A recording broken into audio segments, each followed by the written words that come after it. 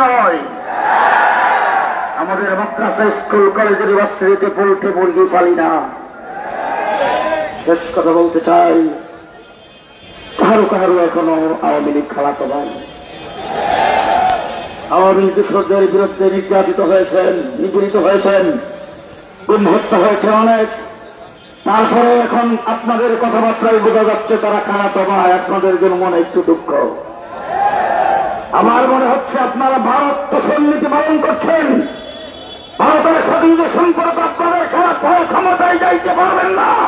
মওলানা মামুনুল হক যে কথা বলেছেন, ভারত পোষণ নীতি পালন করে ভারতের ক্ষমতায় হয়ে আগামীতে কাউকে ক্ষমতা আসতে দেওয়া হবে না। শেষ কথা আপনাদের সঙ্গে বলব, ইসলামকে নিষিদ্ধ ঘোষণা করতে হবে। রাজক শক্তির ষড়যন্ত্র যেদিক থেকে আসে সেদিক থেকে মোকাবেলা করতে হবে। অন্তর্বর্তীকালীন সরকারকে সহযোগিতা করতে চাই। যদি তারা ব্যর্থ হয়, কোন ষড়যন্ত্র হয়, হেফাজতে ইসলাম করে হবে। মহাজোটের বক্তব্য রাষ্ট্রের সমাবেশ এখানেই শেষ হবে।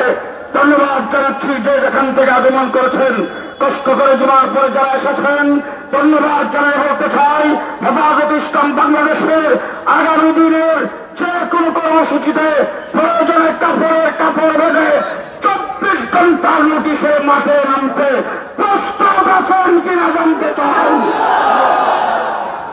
আলহামদুলিল্লাহ রাব্বিল আলামিন।